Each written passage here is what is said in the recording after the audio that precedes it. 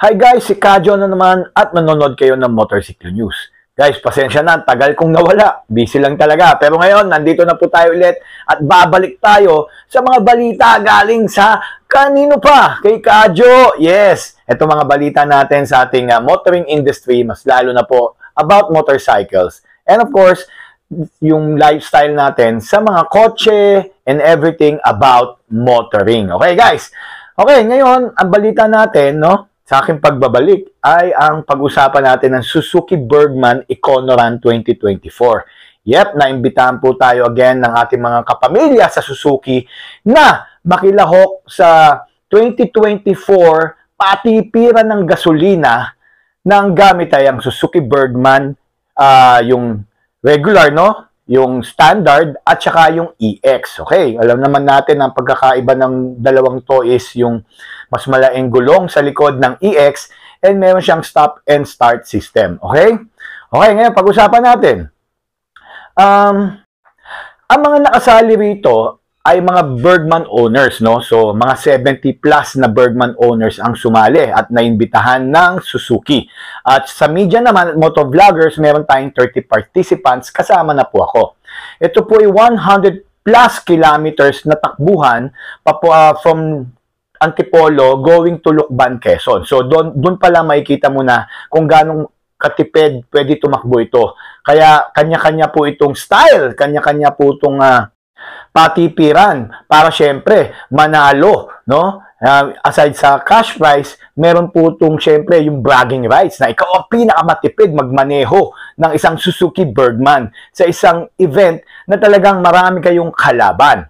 So bago yan, no, pag-usapan natin ang fuel economy o fuel consumption ng Bergman Street on paper. Sabi kasi ni Suzuki, no, na meron siyang 53 kilometers per liter na kanyang tinatawag na fuel consumption. So, matipid na po yun para po sa isang 125cc na pang everyday ride na scooter. Ngayon, pag-usapan natin kung ano bang nangyari, no, sa akin pong na-experience, no, kasama itong mga Bergman owners at saka media and motovloggers from Antipolo to Lucban, no.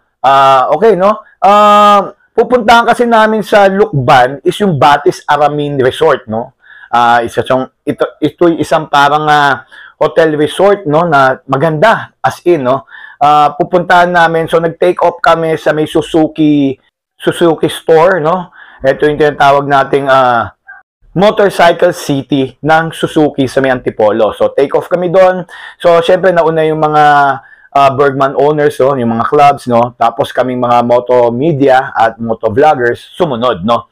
So overall alam naman natin na ang Suzuki Bergman is one of the most comfortable rides na meron available sa market, no? Pero this time, dahil gusto mo magpatipid, ang takbuhan nito nasa 40 lang talaga, as in. Kung top speed ka na hanggang 50, medyo matatalo ka syempre dahil kinukuha mo nga yung patipiran. Pero isipin mo, 100 plus kilometers yon na ang takbo mo is 40, 50, di ba? Tapos open roads, nakakabagot po yon, di ba? Yung iba nga, nakayuko, I tried yung yumuko ko para yung wind drag mawala, pero masakit po sa likod, syempre. Yan, yung iba naman, talagang nagpipigil, no, sa kanila pagpihit. Medyo nakapagod din in a sense, pero if you want to get that mileage, no, na makukuha mo sa isang Suzuki Bergman, nakakatuwa at mananalo ka pa, di ba? So, ano nga ba nangyari? Sino-sino nga bang nanalo? Natalo lang naman po ng Luzon leg ang Mindanao leg na nakakuha ng record na 94 plus kilometers per liter. Imagine, 94 plus kilometers per liter. So, ang nanalo po on record ngayon ay si Arostio, ang tama nga ba pangalan nito? Ariosto Franco, na nakakuha ng 94.56 kilometers per liter. Ang tipid po nun, guys. Yan po yung sa standard, ha? Kasi po, syempre, yung standard, wala po yung stop and start system na katulad ng meron ang Suzuki Bergman EX, no? So, syempre, dapat mas tipid yun, no? Pero, this time naman, since dire-diretso ang takbo mo, it doesn't matter yung stop and start system, no? And you'd be surprised na mas matipid ang standard kesa sa EX, no?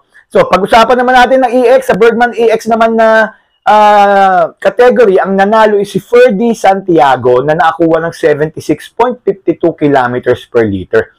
Napakatipid po, di ba? Pero ang layo nung 94.56 kilometers per liter ng standard, no, dun sa EX. Pero, whatever, is sobra pa rin tipid ng Suzuki Birdman, no? Ako po, I got siguro mga around lang ako, 60 kilometers per liter. Kasi, hindi naman po talaga ako nagpatipi yan. Hindi ko po kinaya. Kaya walwal mode po ako. But kahit po walwal mode, may kasamang tipid mode, nakakuha pa rin ako ng 60 plus kilometers per liter. Tipid pa rin po yun. Lalong-lalo na kung gagamitin nyo ang Suzuki Birdman for everyday rides. So, ano ba ang masasabi ko sa Suzuki Birdman? I am a Suzuki Birdman owner, no? Yung standard, no?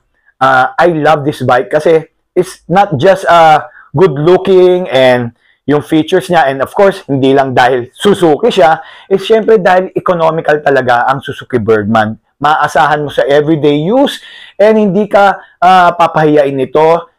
May confidence ka, kahit saan ka pumunta, kahit sobrang layo, hindi ka ipapahiya, hindi ka sisiraan, walang ganun. Ito talagang laging on the go at laging masarap imaneho dahil napaka-comfortable at ang dami mo mailalagay sa underseat compartment at syempre meron kang flat floorboard na marami kami mailalagay, may stock na mga bagahe, okay?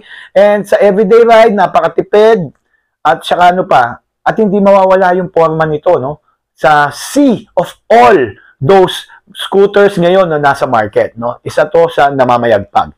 Kitang-kita naman, tumingin ka sa kalye, ang daming Suzuki Birdman Street 125. So, yun po. Again, maraming salamat po sa Suzuki Philippines at na-invite kami sa event na ito sa tinatawag nating Econoran 2024. Sana po sa 2025, magkaroon uli ng Econoran sa mga iba pa nyong mga units, no? Sa iba pa nyong mga motorcycles and scooters. Para po ma-share namin sa ating mga local riding community. Again, ako po si Kadyo and please keep supporting us by clicking that like button and of course that share button and of course by subscribing to our channel. Again, I'm Kadyo. See you guys next time.